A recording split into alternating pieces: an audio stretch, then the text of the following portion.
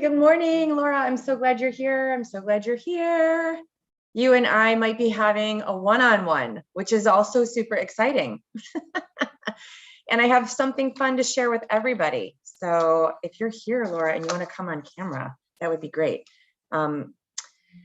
We have a really fun event coming up, and we just scheduled it for March 1st. So mark your calendars. It's our regular Tuesday meeting. And we're going to be meeting for 3 hours, because what I've realized is I want to go a little deeper with you guys. I want to go a little deeper with you all. And so we're going to do that on Tuesday, March 1st from noon to 3 Eastern.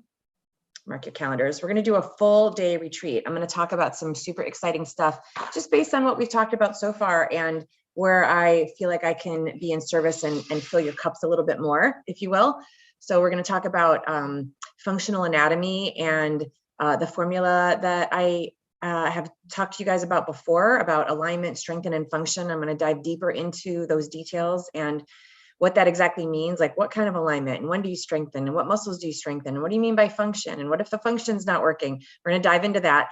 Then we're going to go into functional anatomy because we need to have functional anatomy to answer the former.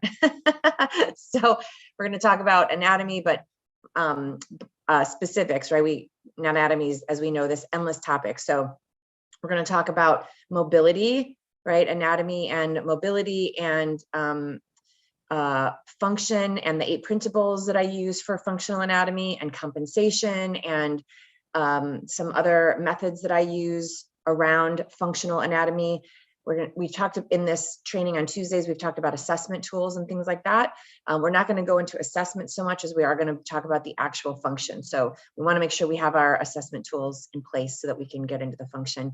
And then I'm going to talk about being an authority. I got so much feedback on what being an authority felt like and sounded like, and how it gave people different viewpoints of how they wanted to present when they come into a treatment setting with their clients and students and patients. And so we're going to talk about how I have, I almost just spilled my tea. We're going to talk about how I have worked in more detail around being an authority. So again, we talked last week about, sometimes authority sounds like it's domineering, but it's not meant to be domineering. It's meant to be, I know what I know, and I know I can support you, and here's how I know it, and here's how I'm going to message that to you, my dear client. Now let's get to the doing so we can solve that problem you came here to solve. And I'm going to give you guys some hopefully some real grounded information on exactly that, on authority in a treatment setting. So I think 3 hours is going to go by really fast. I know that 1 hour goes by super fast, but we're still going to dive in. So mark your calendars, like I said, March 1st from noon to 3 Eastern. And it's a free event, so you're more than welcome to come, stay for as long as you can, leave when you need to, but stay for all of it if you can. And definitely invite your friends and your fellow practitioners, because there's room for everybody. So it's just something I'm really looking forward to. I told you guys at the beginning of the year that we were up to some creative ways to be in full service and to support you, and so that I could also have some fun. I love to teach. So these are trickling out little by little, and this is our next big announcement. So we're gonna include at the bottom of this video, we're gonna include the sign-in link so that you can all sign in. It'll be over Zoom, there'll be a separate link, and I want you guys to all have that. So that's my big announcement for today. And I'm really interested to hear how you digested the material from last time. I'm interested to hear that. And I'm also here to do a Q&A. I'm gonna need to jump into another meeting today at 12:30. So I have about 22 minutes if I'm looking at the clock. And so I wanna make sure that I can be in service to you as much as I can. So if there's any questions, Laura, if you have a question and you wanna type that into the chat, or come off camera and ask, I'm happy to answer your questions to make sure we get into that. I'm going to do Q&A a little earlier today than I normally do on a Tuesday. And I'm also in training this week. So I've been telling you guys for a while that more training is better, right? Like we're never going to know it all when it comes to the human body. And even though I know what I know and I love to teach what I know, I'm also still in training all the time. And so I am in a 3-day training this week, Wednesday, Thursday, and Friday, which I'm super excited about. And I'll get to come back and share a whole bunch more information with you guys, hopefully. This particular training that I'm doing this week is on messaging and communication and leadership, authority, all the things I've been talking about in the last few weeks. And there was a conversation that I had, I think it was later last week, at the end of last week. It might've been over the weekend. Anyway, I had a conversation with someone around delivering a message, and that sometimes people just aren't ready to hear it, and they're just not ready to hear it, and they're just not ready to hear it. And sure, that can be true.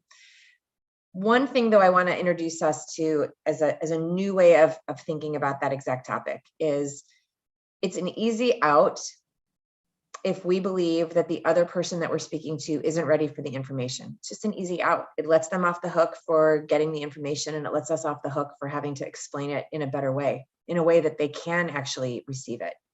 So it might be true, for sure. It might be true that some people aren't ready.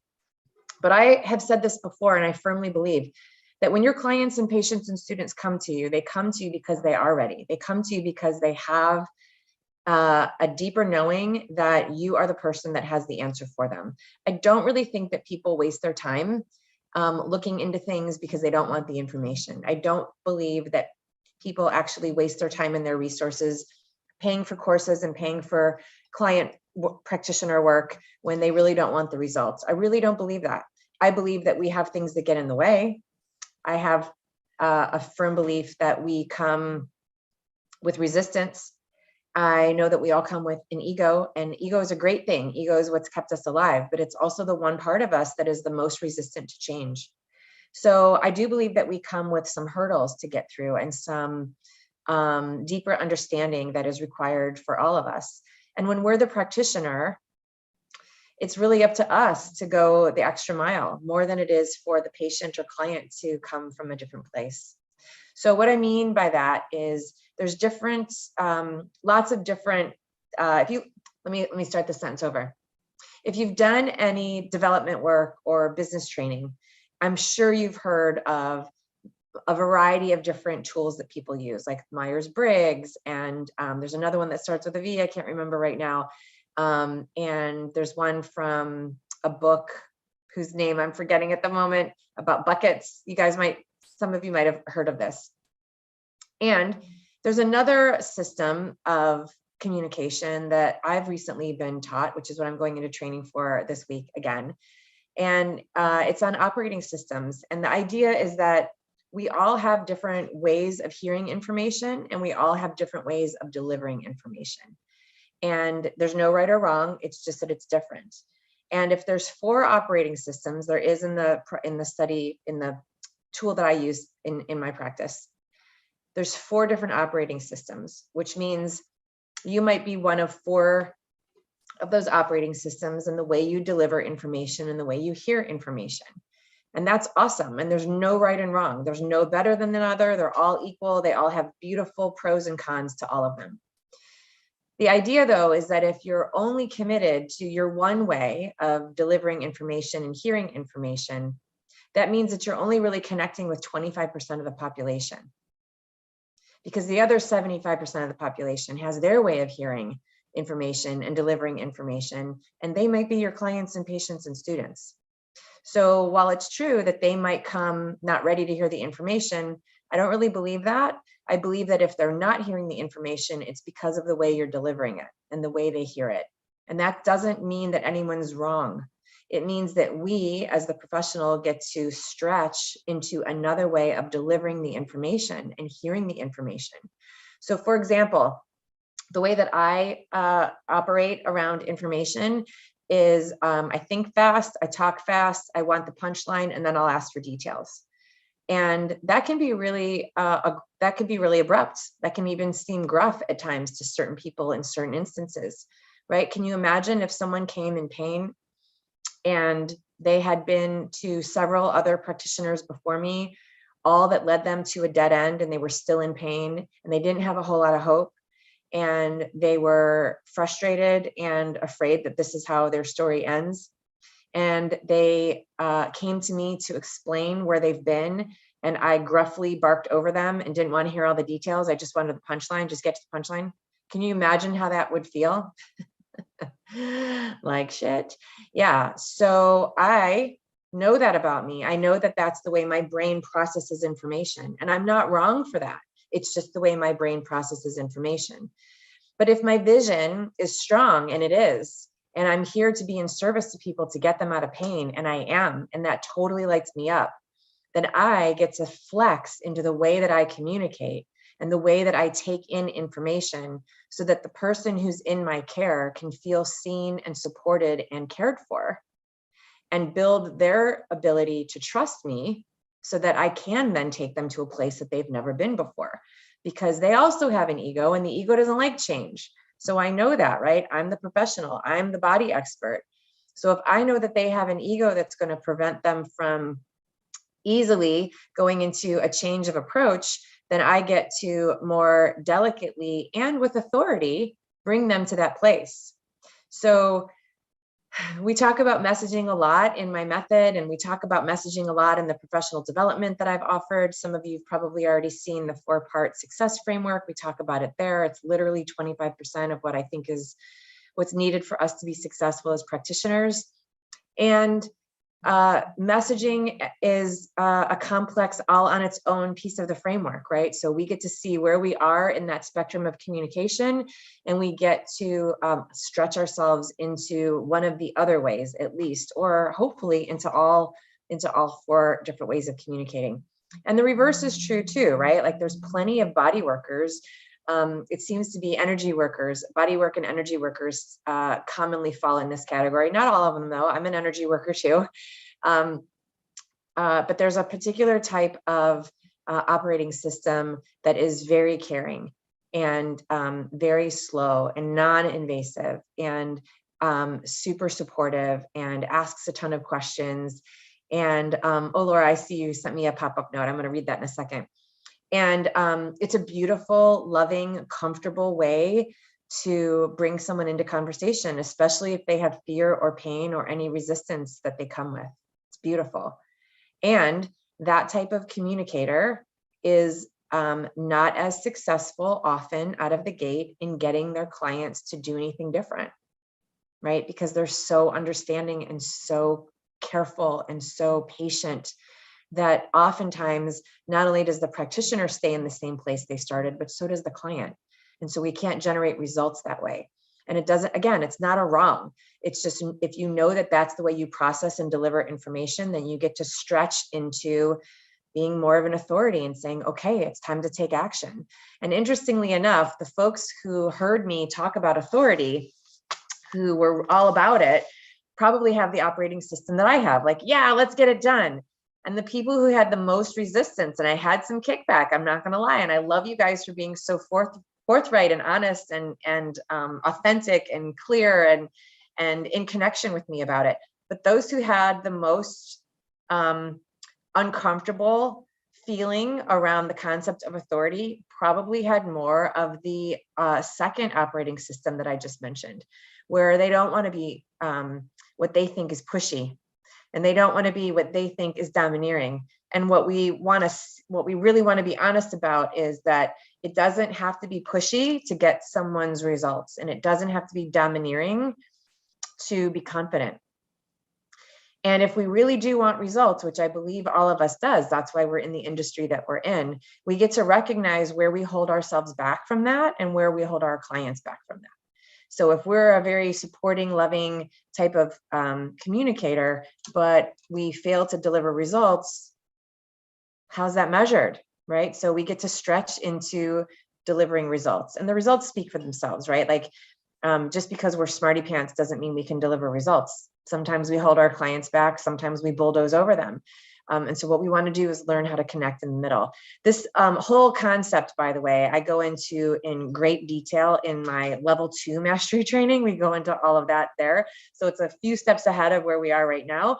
But I just wanted to give you guys a little heads up on what I'm going into for training this week, because I'm an ever evolving practitioner myself. Okay, Laura, let me see your love note. Yes, you had a former business coach and has 4 leadership styles, and you fall into 2, but it's good to know how the other 2 operate. Oh, awesome. I'm super curious. What are the styles? So I worked with somebody named Rachel Turner. She's on Instagram, and she has the analyst, the visionary, the nurturer, and the conductor. So the analyst is like probably like how you are, like data, likes like the numbers, likes all the things, and then like is very like analytical in their thinking. So I'm actually part analyst as well, and then I'm also visionary though. So like I like to plan some things, but I also like some things to be like more free flowing and like, you know, have a little bit more space and things like that. So visionary is more like high highs, low lows, kind of goes off the cuff. And then the conductor is one of those people that takes messy action and likes to like do things really fast and quick. I'm just doing like a brief overview. And then the nurture is somebody kind of like you were just saying, like wants to make sure everyone's taken care of, wants to make sure everybody feels loved and welcome. And so like she actually has a certification that you can do for clients. So like when you have a client that is somebody that is not your natural way of being, you know how to speak to that person, or you know how to deliver information and things like that in a way that's not going to be, like you said, abrasive, or, you know, for us, it might be like, oh yeah, it's fine, whatever. But for somebody else who maybe has different lived experience, that might come off as completely like not a positive thing. So she kind of explains like how that all works. And so it was really fascinating to me. I was like, oh, but I thought it was cool how you can be two different ones that are kind of almost a little bit more opposite. Like you can be kind of like the analytical person and you need to be, your core need is you need to be right. But then also like, you can also still have like that free flowing side of you too. You know what I mean? So it doesn't have to be one or the other. It's not binary at all, which I think it's true. Yeah. We're all super complex. Yeah. It's rare that any one of us is just one thing. And yeah, I love those. I've heard that grid before. Mine is similar, slightly different, but similar. And I love that you said that you thought that I was more the analyst. I like the data, because the truth is that's the weakest of my 4 scores. Oh. But I know that. So when I'm teaching, I know that I can, without being aware, I can deliver information and sound a little out there, or I can deliver information and not have a clear path, which makes it really difficult for clients and practitioners who are students of mine. It makes it difficult for them to follow if I'm not clear and concise in that way, the way an analyst would be. So that's a perfect example of how we get to flex into the part that we're not, even if it's our weakest link, because it's the support that someone else needs. So in the mastery program, we talk a lot about what's your vision, and everything gets to lead you to your vision. So if you don't want to change, but you really want your vision, you get to change. Otherwise, we can't actually live out our vision, right? Because I can't be an effective teacher if I don't flex into the way I communicate and share that information. So that's a perfect example. I love that. And I love that you already did that. That's great. Yeah. And I think too, it kind of goes along with though at the same time, like you also don't want to overstep any boundaries, right? So like there's the way that you work, but then there's also like the way that maybe you present your business or whatever, like the courses and whatever, but then you also don't want, so you want to do that in a way that can shift to other people's learning styles and give options and things, but at the same time also honoring your capacity, your boundaries, where you're at as well. Because I think sometimes people can kind of go way further one way or the other on the spectrum with that. You know what I mean? I do. I agree with you. Yeah, for sure. How long ago did you do that training? I'm not certified in the leadership styles, but I worked with her this time last year. So yeah, I went through like a group course with her. And then I have one of her, she actually has a book called Human First that you can get on, I think it's on Amazon. I'll send you the link, I'll email it to you. Awesome. But yeah, so she's got some good information out there. Did it change how you work as a practitioner? Yeah, it did, because I used to feel like I needed to do things a certain way. And now I'm kind of like, wait, do I need to do it that way? Or do I feel like I need to do it that way? So yeah, it did actually, it's changed a little bit in terms of like, especially like my marketing style. I used to have to think like I had to have everything planned out, and then it just started to feel kind of like forced and not great. So I think having a little bit planned and then some free form is also like a good combination for me personally. Awesome. So Yeah. kind of figuring that out and that balance. Awesome. Yay. That's so exciting. Somehow I'm not surprised, Laura. You seem to have a well-rounded view of your work and the planet. I love it. I love it. I love it. So I'm just looking at the time, and I want to be in service. Do you have any specific questions that you want me to support you, that you would like support around today? Can I support you? I think the guy may be coming your way. He came to me yesterday, and he's still having some issues. We've been working with some stuff. I hadn't seen him for a few weeks because he was ill. So he may be coming your way. So I'll talk to him on tomorrow and see what he's deciding to do. But he might be out to you, because I'm like, I think we're having Groundhog's Day, because he's like, I think I have tendonitis. And I'm like, I think you need to see Gina. So I'm like, I don't, like, he's trying to self-diagnose. And I'm like, I don't think that's probably the case. But Mm. I'm like, we're having Groundhog's Day. You're going to PT, you're going to this, you're going to that. But we keep going like this. I'm like, I think we need to like branch out and get another option. I guess a quick question I would have, hopefully it's quick because I know you have to hop off, is I was working with my dad the other day, actually, a couple weeks ago.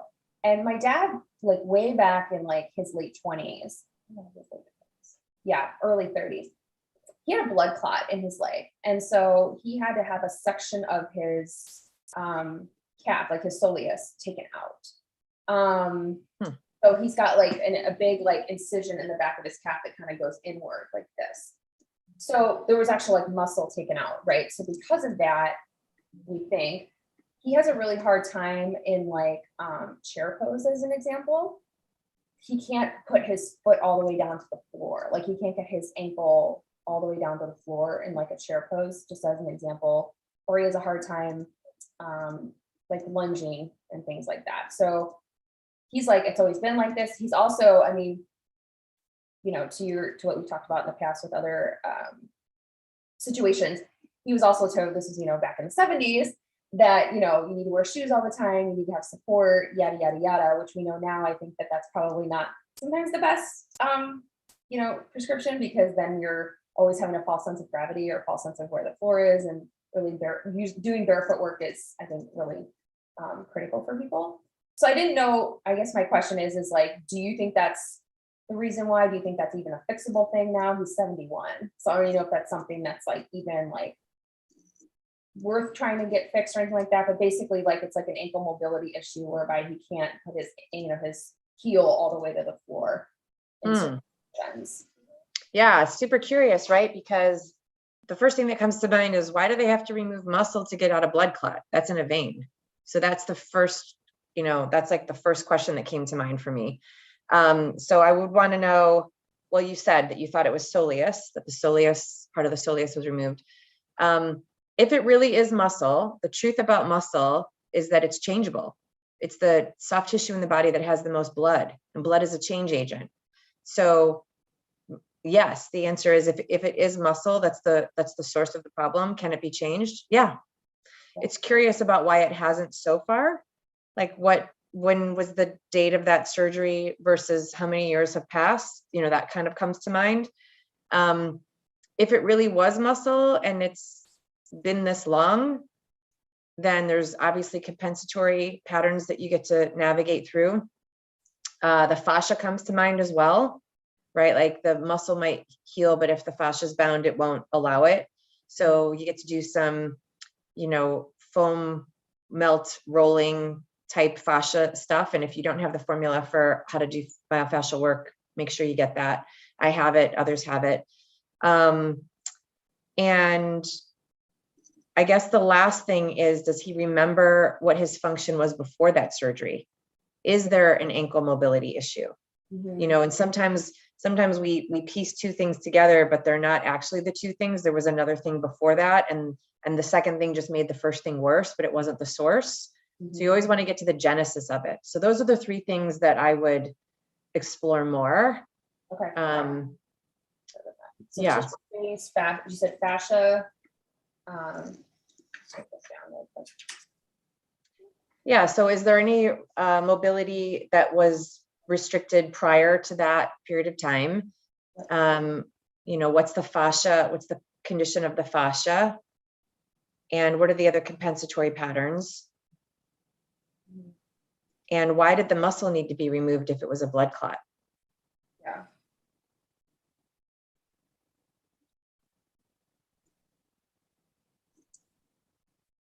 Okay. Cool. Thank you so much. Yeah, my pleasure. I'm looking forward to hearing about that, more about that. So if your client ends up coming my way, Laura, and we find an in for him, you know, that means that we get to pull you into the loop, right? Yes. Oh, yes. I'm very much looking forward to that. If he comes your way, I'm like, yay! Open I learned. Yeah. All good. Yeah. And the last thing I'll say about that is, if a client says that they think, you know, if they're self-diagnosing, that's fine. People do what they do.